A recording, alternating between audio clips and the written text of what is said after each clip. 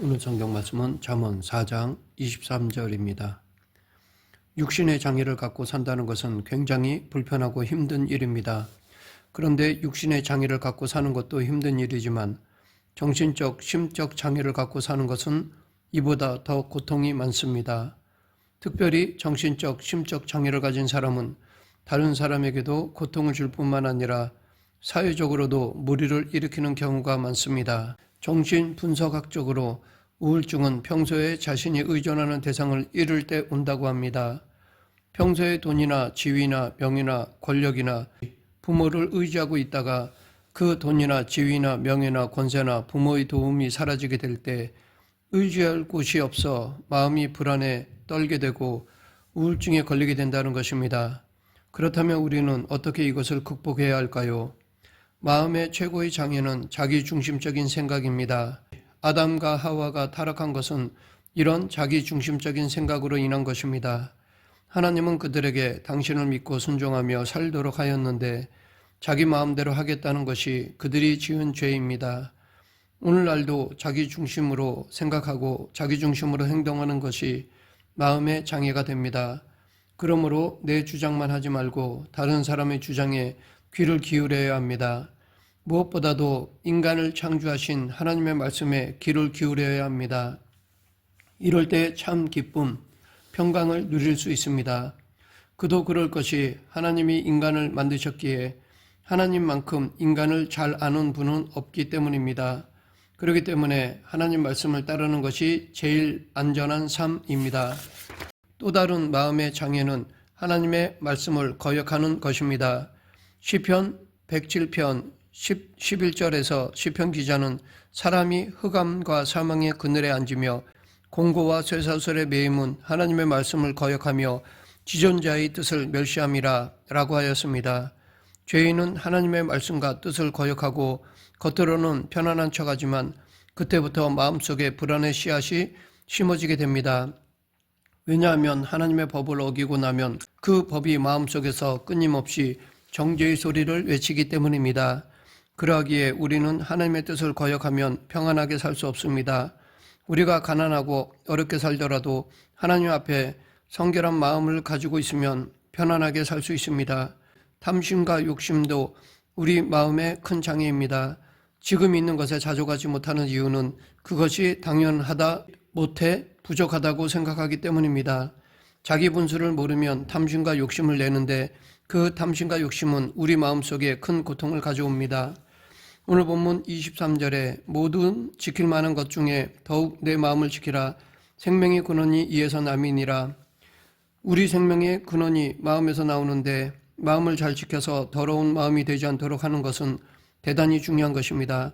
오늘 본문은 건강의 필수적인 요소로 마음의 건강을 말합니다. 마음이 건강해야 육신도 건강하고 생활도 건강해진다는 것입니다. 여기서뿐 아니라 잠언 14장 30절에서는 평안한 마음은 육신의 생명이나 시기는 뼈를 썩게 하느니라 라고 하였습니다. 잠언 17장 22절에서는 마음의 즐거움은 양약이라도 심령의 근심은 뼈를 마르게 하느니라 라고 하였습니다. 이처럼 마음의 즐거움은 보약보다 더 좋습니다. 그러나 마음이 상하면 뼈를 썩게 만듭니다. 레시 안 박사는 악성 종양에 걸린 사람들의 생활을 연구했는데 몇 가지 공통점을 발견했습니다. 첫째, 병이 나기 전에 가까운 대인관계에서 상실이 있었다는 것입니다. 자식이나 배우자를 잃었을 때 암이 발생했다는 것입니다. 사랑하는 사람이 세상을 두고 상실의 마음이 치료받지 못하면 그것이 암을 유발한다는 것입니다. 둘째, 화가 났을 때 분노를 잘 처리하지 못하는 성격적인 경향이 있었다는 것입니다. 화가 났으면 화를 풀어야 하는데 풀지 않아 그것이 자기에게 화를 끼쳐서 암을 일으킨다는 것입니다. 그러므로 지나치게 내성적이어서 화를 속으로만 삭히고 겉으로는 태어난 척하는 사람이 암에 걸릴 확률이 높습니다. 셋째, 어릴 때 부모님과의 관계에서 해결되지 않은 긴장이 있었다는 것입니다. 자신도 모르게 자랄 때 부모와의 관계가 나쁘고 부모에 대한 원망과 시기가 꽉 들어차 있는 사람은 그것이 마음속에 응어리져서 암이 걸리게 된다는 것입니다. 이처럼 마음의 자세는 건강뿐만 아니라 행복하고 참된 기쁨과 평안을 갖고 사는 삶에도 큰 영향을 미칩니다.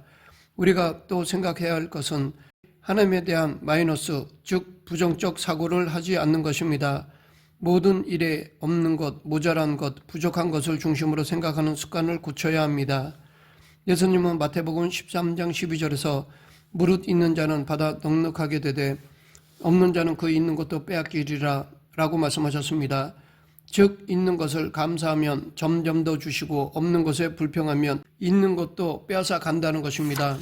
그러나 우리는 이런 상황 속에서 쉽게 하나님을 원망하는데 하나님을 원망하면 좋은 일이 생길 수 없습니다.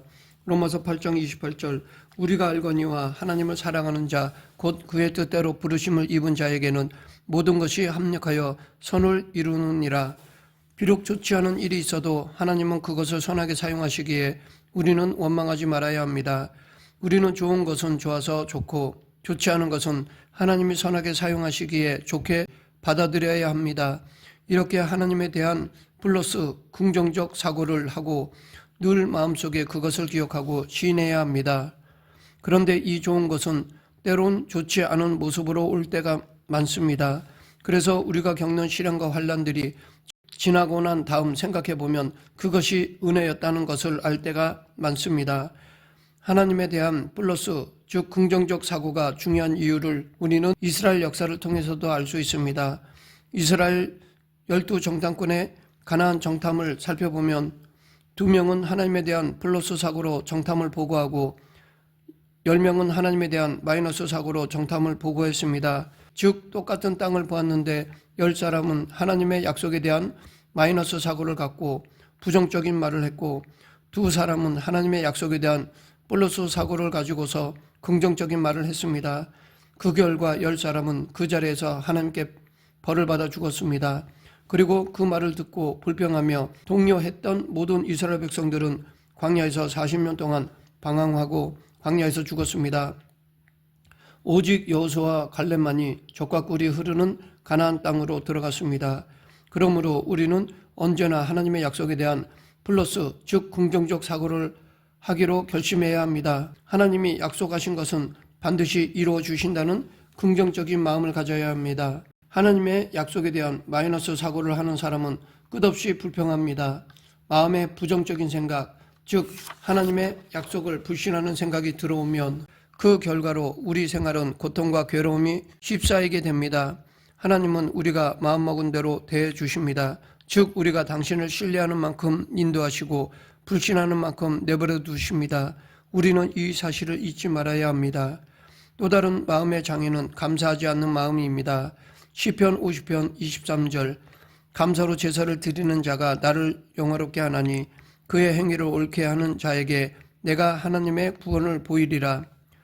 불평, 원망, 탄식, 미움, 원한, 용서하지 않는 마음, 이해와 동정과 사랑하지 않는 마음은 우리 마음에 큰 장애가 됩니다. 이러한 마음은 하나님의 은혜를 우리 마음속에서 쫓아냅니다. 범사에 감사하는 마음은 정작 자기 자신에게 좋은 것입니다. 사도 바울은 수많은 사람에게 복음을 증거하고 수많은 사람의 병을 고쳤지만 정작 자기의 병은 고치지 못하였습니다. 하나님께 3번이나 엎드려 이 병이 떠나가기를 간구했지만 하나님께서는 고쳐주시지 않으셨습니다. 그런데 사도 바울은 이에 대해 여러 계시를 받은 것이 지극히 크므로 너무 자만하지 않게 하시려고 내 육체의 가시 곧 사탄의 사자를 주셨으니 이는 나를 쳐서 너무 자만하지 않게 하려 하심이라. 이것이 내게서 떠나가게 하기 위하여 내가 3번 주께 간구하였더니 나에게 이르시기를 내 은혜가 내게 족하도다. 이는 내 능력이 약한 데서 온전히 짐이라 하신지라. 그러므로 도리어 크게 기뻐함으로 나의 여러 약한 것들에 대하여 자랑하리니 이는 그리스도의 능력이 내게 머물게 하려 함이라 라고 감사하였습니다. 우리가 작은 것에 감사하면 하나님이 더 큰 것을 주시고 큰 것에 감사하면 더 크게 나눌 수 있는 은총을 주십니다. 혹은 지금까지 깨닫지 못한 하나님의 은혜를 알게 해 주십니다. 반대로 작은 것을 불평하면 작은 것조차 빼앗기고 더 원망하고 불평하면 생명조차 위협하는 병이 들게 되는 것입니다. 감사하는 사람은 하나님께 소망을 품은 사람입니다.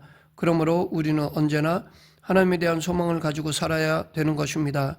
그런데 우리가 아무리 마음속에 소망과 믿음이 있고 하나님의 은혜를 품고 있어도 실제 생활에서 나타내기 위해서는 말이란 밸브를 틀어야 합니다. 즉 믿는 바를 입으로 고백해야 합니다. 이것이 신앙 고백입니다.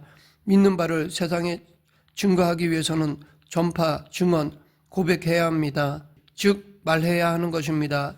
이 믿음의 생각과 말이 자기의 환경을 만들어내고 다스립니다. 잠언 6장 2절 내 입의 말로 내가 얽혔으며 내 입의 말로 인하여 잡히게 되었느니라. 우리는 하나님의 약속에 대한 긍정적이고 적극적인 말을 해야 합니다. 말은 창조력을 가지고 있습니다. 긍정적인 말이든 부정적인 말이든 말에는 힘이 있습니다. 그래서 잠언 18장 21절에서 죽고 사는 것이 혀의 힘에 달려나니 혀를 쓰기 좋아하는 자는 혀의 열매를 먹으리라 라고 하였습니다. 그러기에 우리는 하나님의 약속의 말씀을 긍정적으로 받아들이고 그 약속의 소망을 가지고 입술로 고백해야 합니다. 말씀을 맺겠습니다. 우리는 하나님의 약속, 즉 말씀으로 우리의 마음의 장애를 고쳐야 합니다. 하나님에 대한 플러스, 즉 긍정적인 사고로 마음의 장애를 극복해야 합니다. 이렇게 장애를 극복할 때 하나님의 은혜를 누릴 수 있습니다.